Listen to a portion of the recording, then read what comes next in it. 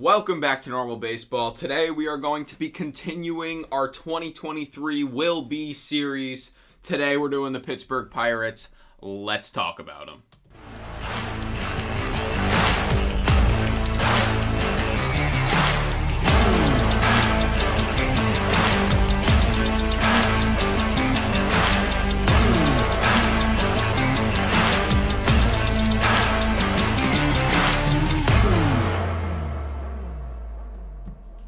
What's going on? Welcome back to Normal Baseball. Today we are continuing our Will Be series for the 2023 season. Today we're doing the Pittsburgh Pirates. In case you don't know, this is a series where we preview each team before the 2023 season begins. And we are going from worst to best. We made power rankings last week. And we graded each team based on 7 categories, which was lineup, bench, defense, rotation, bullpen, coaching, and energy. And we rated them on a scale of 1 to 10 for each of those categories. And the Pirates were the 24th best team in baseball, according to our projections, and the 12th best team in the National League. Wait, did you say 12 twice? I said 24th in total, 12th yeah. best in the National League. We're going to be going over it and talking about the Pirates season and how we think it's going to turn out. Are you ready? I am ready. Okay. So, for their lineup, first of all, last season, Pirates 62 and 100. Terrible, tied for last place with the Cincinnati Reds in the NL Central. They had a couple bright spots, I guess some things to look forward to. O'Neal Cruz, Brian Hayes should have won a Gold Glove, did not. Should have won the Platinum Glove. They have stuff to look forward to, but did not have a great season last year. Their pitching was very, very bad. But we'll see what they can do this year. So, beginning with their lineup. This team's lineup, we gave, out of 10, a 7.1. Pretty good. Pretty good. They made a lot of sneaky moves to this lineup this season that you might not have realized. Sorry. People might not have realized exactly how many moves they made. Just to their starting lineup, it is shortstop, O'Neal Cruz. Center field, Brian Reynolds for now. Third base, Brian Hayes. First base, Ji-Man Choi. Left field, Andrew McCutchen. He's back. DH, Carlos Santana. Right field, Jack Sawinski. Second base, Rodolfo Castro. And catcher, Austin Hedges. So, a couple new guys in this lineup. Ji-Man Choi, Andrew McCutchen is back. He's not really a new guy, technically. No. He is, but he's not. Carlos Santana, new guy. Getting paid a lot of money in Pirates terms. Yeah. And then Austin Hedges, who is just a catcher. Yeah, he does catch. Like, he's a solid catcher.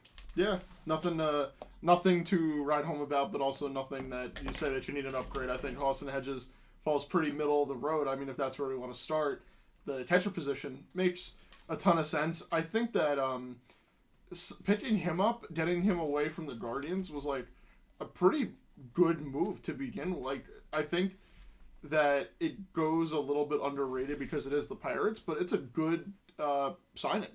It really is. Yeah, I mean, especially after trading away what's his name last offseason? Jacob Stallings. They traded him away last offseason, and they needed another catcher that they could rely on both sides. Austin Hedges, I think, is a good guy to take, that is. I agree. I think it's Austin Hedges is a good signing. I think the best signing they made this offseason was Andrew McCutchen, though. Agreed. Bringing him home. I don't think it's going to be his last season. I think this is I'm going to come home. I'll be on a bad team. If I can win, if we win and I play really good, or rather just mainly if he plays really good, he's going to go to a team next year and he's going to go prove himself elsewhere. I think he's using this as a launching point. But if he has a really, really bad year and he's like, this just not, I'm done. and he can hang it up. But I don't think he's necessarily saying he's going to retire. I don't know. I think we would have known if he was. Like his last ride with the Pirates. I don't think he would want that to be a spectacle. We had this exact same conversation when he signed and we're both still on the exact same side. Yeah. I think he's not done, so. The way that I look at it is Andrew McCutchen coming back is obviously, like you said, a great signing.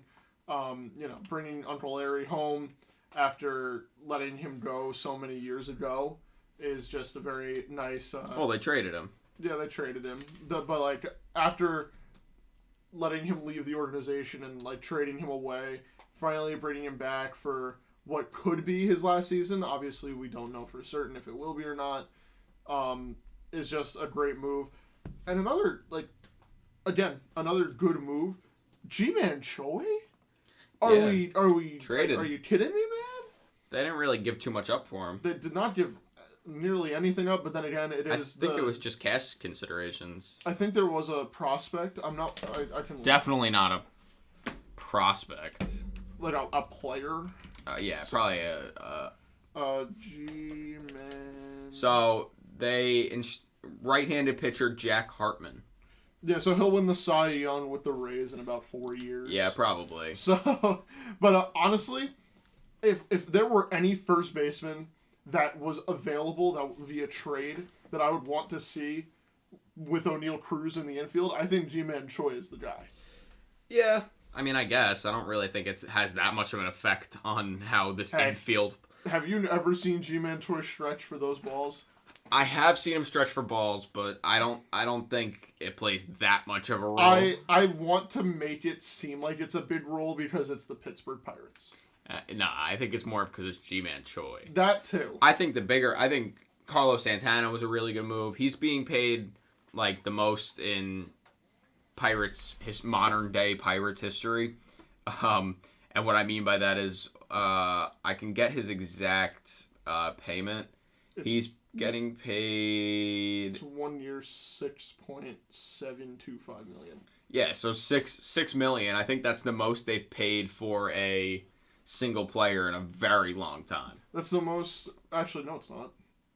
Rich Hill is getting paid $8 million. Well, at the time of him signing. Oh yeah, I guess. But yeah. Yeah. Good for Carlos Santana. Good for Carlos Santana. I mean, I guess good for the Pirates. They have a guy. They made a really big deal out of it, but then you kind of realize, hey, it's Carlos Santana. True. They're the Pirates. They don't have much to do. I was saying this lineup is, sneaky, good. Pretty decent. Yeah. It's not a horrible lineup. It's better than last year's, I'd say. They lost Roberto Perez, who they replaced with Austin Hedges, Jake Marisnick, Ben Gamel, and Yoshi Sasugo. Yoshi Sasugo they replaced with Carlos Santana and G-Man Choi technically. Yeah.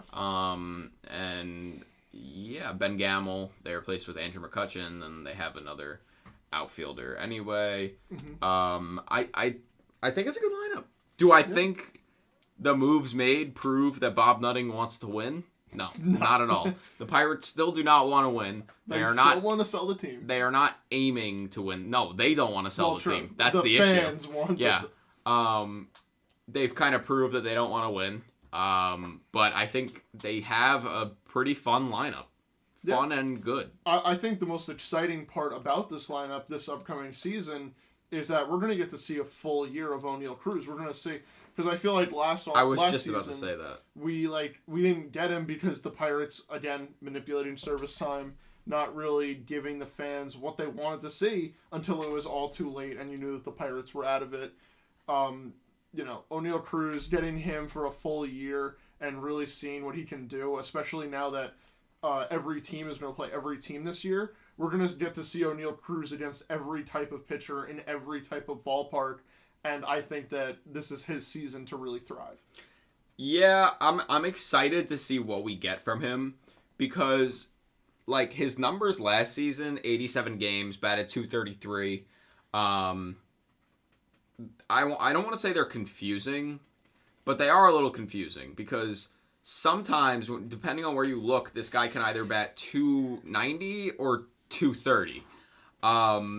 either way, the power is there. I mean, 87 games, he had 17 homers, 13 doubles, 4 triples, 10 steals.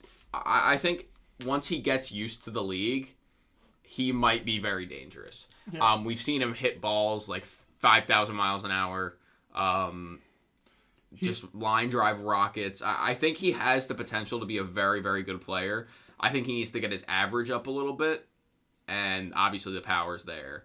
But I would like to see that average go up a little bit. Yeah, I agree with you. I think it will, and I think part of that is the banning of the shift.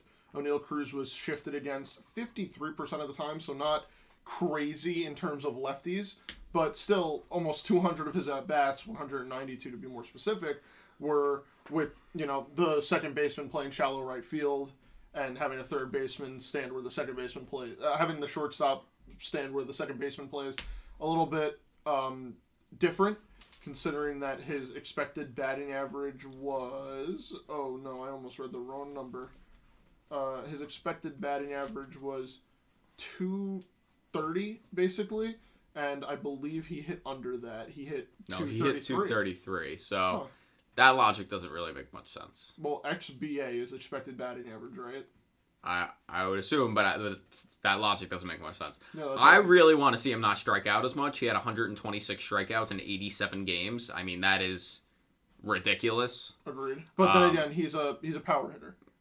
I understand that, but that is Joey Gallo level strikeout. That is striking out pretty much all the time. I mean, it's not Joey Gallo level, don't get me wrong. He's batting better than Joey Gallo, but 126 strikeouts in 87 games, that's half the season. That's on pace for like 250 strikeouts in a season. That's ridiculous. Oh, yeah, yeah. So obviously a massive concern, but I think the way that O'Neal Cruz approaches the plate, we're not going to see him ever work on lowering his strikeouts. Just because we know that... But then in that case, you have to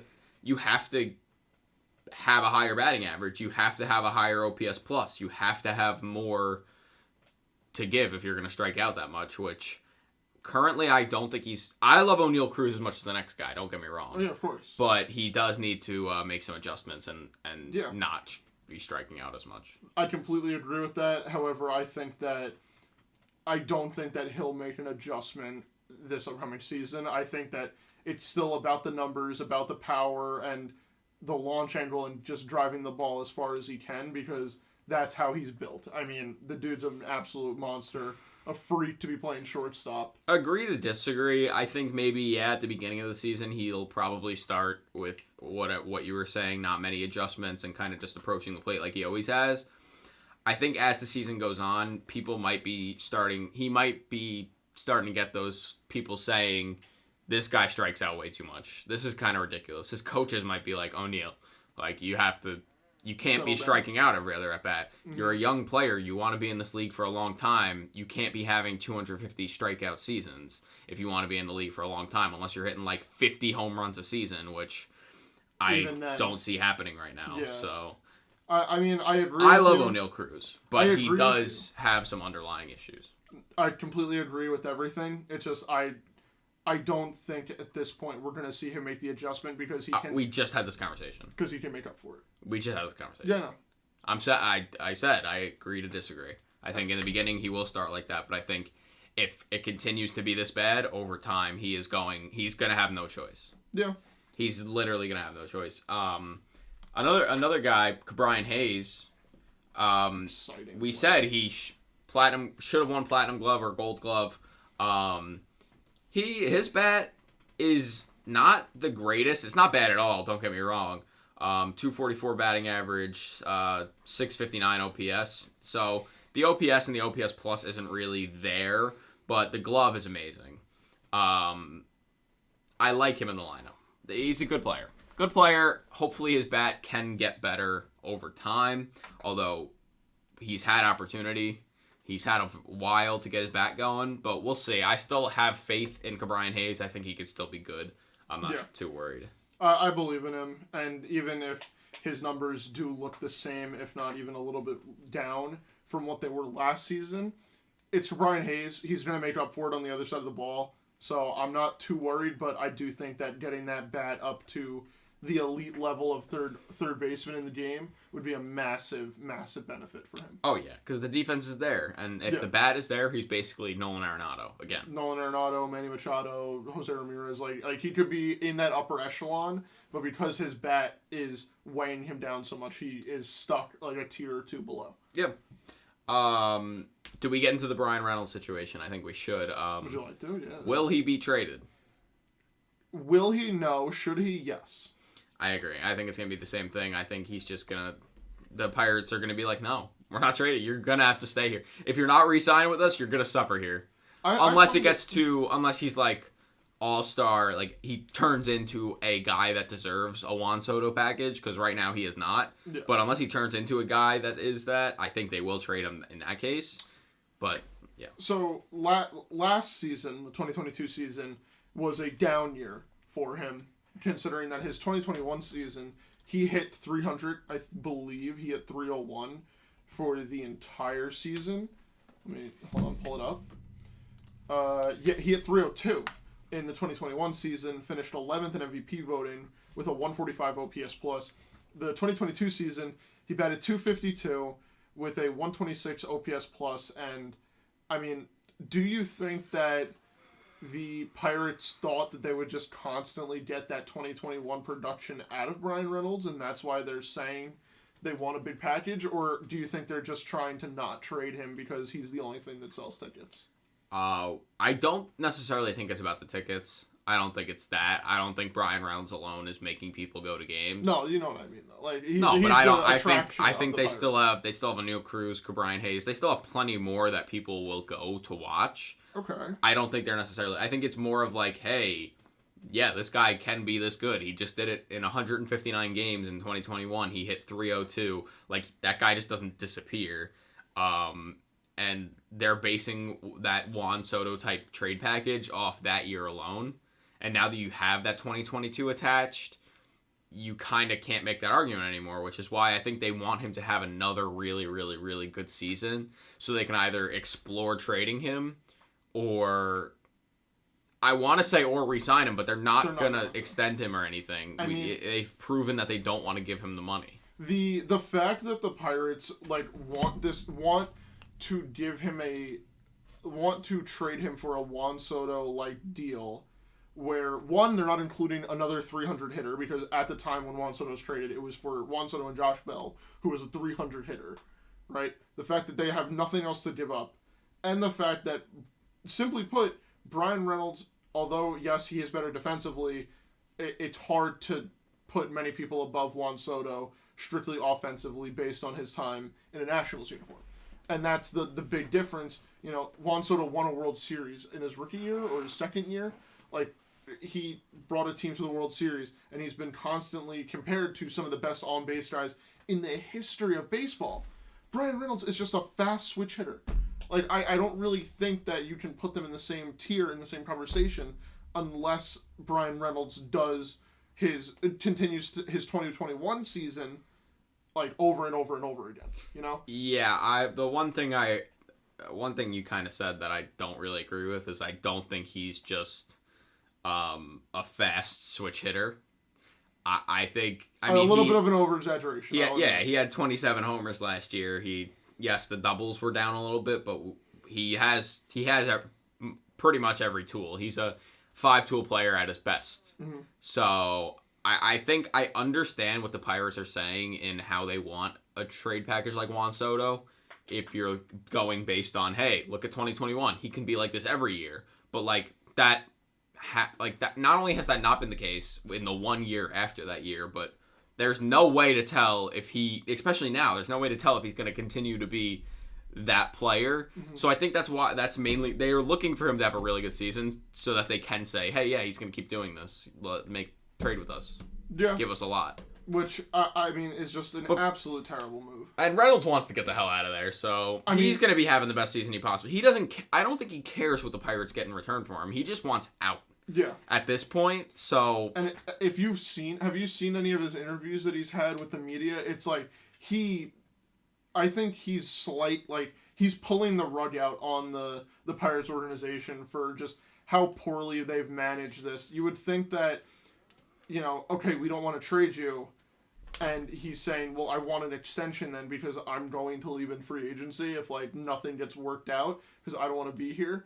And he offered what is rumored to be a very team-friendly deal, 8 years, $135 million or $140 million, somewhere in that area. Nothing crazy. He's not asking for 8 years, $365 million. Yeah. He offered a very, very reasonable contract for a guy of Brian Reynolds' production. And the Pirates still want to lock him up for 8 years on a double-digit $1 million salary. And he's just worth double whatever the Pirates have offered him last. Yeah. And it's just, it's not right. Brian Reynolds, stay safe out there. Stay well out there. Stay safe. You never know. They're not going to kill him. Yeah. Well, you're living in Pittsburgh, man. That's just about as worse as it can get. Is it? It is. Nah, I'm not going to say I anything. feel like no matter where you go in Pittsburgh, you just see the terrible towels, and I feel like that's not a fun time. I'm not going to say anything. But yeah, that's Brian Reynolds. Yeah. Where will he be next year? The world may never know. I would love if, opening day rolls around and mid-game, Brian Reynolds gets pulled out and gets traded somewhere. By the way, let me just say, 2019, he was great. Batted .314 in 134 games. Mm-hmm. But then in 2020, batted .189. I know it was the shortened season, but anyway, just looking at it. Just making some observations. Yeah. Moving on, we spent a long time on that. We have their bench. We gave their bench a 5.6 out of 10. My favorite part of this bench is Connor Joe. The full bench is Kevin Plawecki, was a non-roster invitee to spring training. He'll make it. Ji Hwan Bae, who was in utility player. Connor Joe, outfielder. And Cal Mitchell, who is another outfielder. I really like Connor Joe. They traded for him from the Rockies this offseason. I've always been a big fan of Connor Joe. Yeah. I think he could sneak himself into the lineup a lot more. I think he'll be in the lineup a lot. I don't think he's necessarily a full bench guy, but just going based off the Fangraphs bench, this is a good bench, and he pushes that bench up to 5.6 for me. It's above middle of the Connor road. Joe definitely is the reason why I would also agree that it is above average on the bench, and average being 5, of course. I do think that Connor Joe is what pushes it above that, because he, like Alice just mentioned, is a very good player and could eventually sneak himself into the lineup if anything were to happen when it comes to the projected Fangraphs lineup, or if they want to do a rest day or a platoon with a different set of guys. That's where I see them putting Connor Joe in, and he'll get a good amount of run, I think. Yep. Well, that's the bench. Moving along, we have their defense, which we gave a 7.3 out of 10. Mm-hmm. I like it. I mean, O'Neal fits. Cruz, good defense. He could throw the ball 400 miles an hour. Brian Hayes, platinum glove, should have been a platinum glove. Our platinum glove winner. Brian Reynolds is Solid. a very good defender. Yep. McCutcheon, he's always been pretty good. G-Man Choi can stretch. Oh, yeah. Stretch for them balls. He is a ball stretcher. Austin Hedges has always been good behind the plate defensively. That's what makes up for his bat being bad. Yep. So yeah, 7.2 out of 10, I believe we gave it. 7.3. 7.3 out of 10. We like the Pirates defense. Yeah. They have a lot of good defenders. Yep. I completely agree with you. Moving on quickly. The rotation. We gave it a 5.3 out of 10. And I think this should be changed to a 10. They have Rich Hill. Dick Mountain. Mountain. Their rotation is currently set to be Mitch Keller, Ronsny Contreras, Rich Hill, Dick Mountain, JT Brubaker, and Vince Velasquez. Cool. Rich Hill makes it 0.3 over in my book. I feel like this is a very standard rotation for the Pittsburgh Pirates. It just makes too much sense. Yeah, these are guys who are nothing pops out when you're reading the names. But like some of them could have good games once in a while that you hear about, but like nothing crazy. They're gonna give up 4 or 5 runs a game probably. I agree. So 5.3. Their bullpen. We were a little more generous to their bullpen. We gave it a 5.8. Yep. I'm gonna say mostly because of David Bednar and Will Crow. Yep. And Chase DeYoung, another. I believe in him. I believe in Chase DeYoung. What makes you believe in Chase DeYoung? I'm dying to know.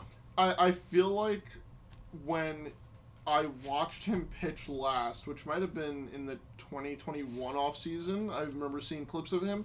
His stuff looked really unhittable. And now that's coming from me, who's watching like bullpen video, which most pitchers kind of look unhittable in that scenario. But I just like Chase DeYoung. I think that's more of it, is that I'm a fan of his. And I think that he is going to be a good backup to David Bednar and Will Crow. Yeah, fair. He had a 2.64 ERA in 71 1/3 innings pitched last season, so we'll see. Yeah. Overall, the other guys besides those 3 are not incredibly good people, like incredibly good arms. Like they are good, but they're major league relievers, but they're nothing special. Like they're gonna give up runs a good bit. So they might be just like a little bit better than me when it comes to pitching. That makes them pretty good. Moving on, we have their coaching. We gave it a 6 out of 10, mostly because we're not too familiar with their coaching. But if they've developed guys like Brian Reynolds, O'Neal Cruz to Brian Hayes, I think that it's safe to say that they're above average. Yeah, that also is a lot of their developmental. Like, it's not necessarily like their coaching. Yeah, I guess.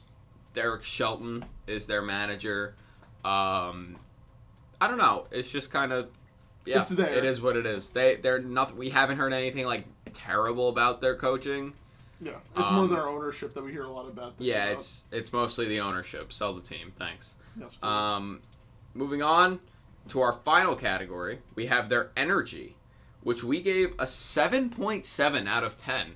I agree with it. I like it. I think O'Neal Cruz, Brian, like these are young guys, and if they're not young, they still have something to prove. So I like the energy these guys can bring. Yeah, and I think that an underrated part of the energy category is Brian Reynolds. I think he's going to play with like a lot of like serious like fuck you, like to the organization and show how good he can be so he can finally get traded. I hope he does. And that's going to bring a lot of electricity. And let it be known, I will admit, I'll say it now because we already put the number out there. It is a 7.7. Part of the electricity like energy factor I included in their home run call from their color commentator. I don't think that counts. Clear the deck cannonball. I don't think that counts. Fires me up. Oh, it completely doesn't, but I took it into account because that fires me up. So then... I took it into account. I love it. I'm such a fan of it. So I mean, I agree. It's a good call, but that has nothing to do with the energy of the team. Oh, it gives me the energy. I'm like the 10th man. Okay. Well, yeah, that's that. So, in total, out of the 70 total points we could have given them, we gave them a 44.8 total. Like we said, 24th in baseball, 12th in the National League. Will this team do anything special this year? I mean, they could do something special. They could sweep the Dodgers again. Yeah. They swept the Dodgers last year. I don't see why they can't. They did that in Pittsburgh do it again. too, right? I think they did. Probably. Yeah. They're gonna make more noise than people think they are. Yeah. That's all I'm gonna say. So now comes the fun part. Or do you want to do your rookie thing? Yeah. Let me go ahead and get into the rookies. So. All right, Lewis's rookie report. Here we go. The Pirates, obviously, another team that does have an actual good amount of rookies for being in the lower tier for us. One guy to look for is Lovier Piguero. Wow. I think that's how you pronounce his name. I'm not sure. I know that he had an MLB The Show card for MLB The Show 22, which I absolutely ranked with. That's how they'll know what we're talking about. Well, no, I liked him before the card, but that's how they'll That's know. not what I meant. I meant, like, that's how they know who it is. But he's a shortstop that can be very versatile. He can move around the infield a little bit, so if they do need to fill in somewhere, Last year, he played in AAA for basically the entire year, where he batted .260 with an OPS of .692 in 121 games. But he stole almost 30 bases, 28 bases. And he did strike out a decent bit at 111, but he definitely knows how to hit well. And like Ke'Bryan Hayes, plays a really, really good defensive position no matter where they slap him on in the infield. So that's who I am going to be looking out for, because I think at some point we might see him get called up this season. If not, I think a team is going to trade for him. I think that this is going to be one of those rare times where we see a prospect for prospect trade. What was his name? I see. Laviro Piguero. He's ranked 62 in the MLB's... Leover Piguero. Yes. Leover. Ranked 62 in the MLB's top 100 prospect rankings, which would put him 4th in the Pittsburgh Pirates prospect rankings. All in all, a good player. Looking forward to hopefully seeing him in the MLB either this season or next season. It'll just be a matter of time for him, because he definitely has the ability to crack the Major League roster. All right.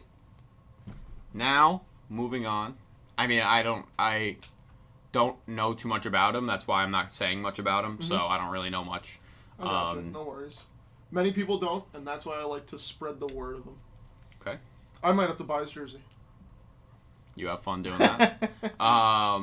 Now we're going to do our team MVPs for both the hitting and pitching. Who will be their MVP hitter this season?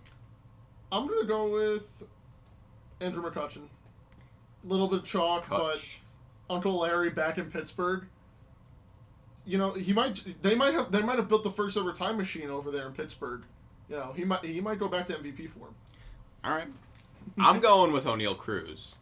I love O'Neal Cruz. Not many people know my true feelings about O'Neal Cruz. Would you like to express your true feelings live on air? Well, I don't have the picture of him, so no. You don't have it here? Not. Check. We're checking the drawer of photos. No. Well, there's this picture of O'Neal Cruz. It's pretty much his player picture from probably last year. Yeah. And it's an obsession. Yeah, the building at my college that I live in is called O'Neal. So we taped his face to the sign that says O'Neal, and it's been there for 4 months. Has not moved. Outdoor, it's been raining, snowing. Hey, people, it's been people nice, know who O'Neal bad. Cruz is. Stayed. Does not move. He owns that building now. So yeah, I love O'Neal Cruz. So I think he's going to be the best hitter this season. Yeah. Best hitter. Yeah, MVP. Blank? No, MVP for the Pirates. Oh, okay. Because that would could be MVP of the league too. Do you want to call it now? Look dead into the camera and tell them O'Neal Cruz is going to be the MVP. O'Neal Cruz will win the 2023 National League MVP award. It is currently 11:58 p.m. on February 25th, 2023, and I'm calling it now. Thank you very much. Let's come back to this in, I guess, December when he wins, or November when he wins. Thank you. Nice. Well done. All right, MVP pitcher. Who you got? Pretty cut and dry. Dick Mountain. Don't care. No, Don't care. I mean, no could give it to Bednar. Could give it to Will Crow. No, Dick Mountain. 100%. He's going to throw more innings, and that's the only reason why. Perfect. Now we get to the fun part.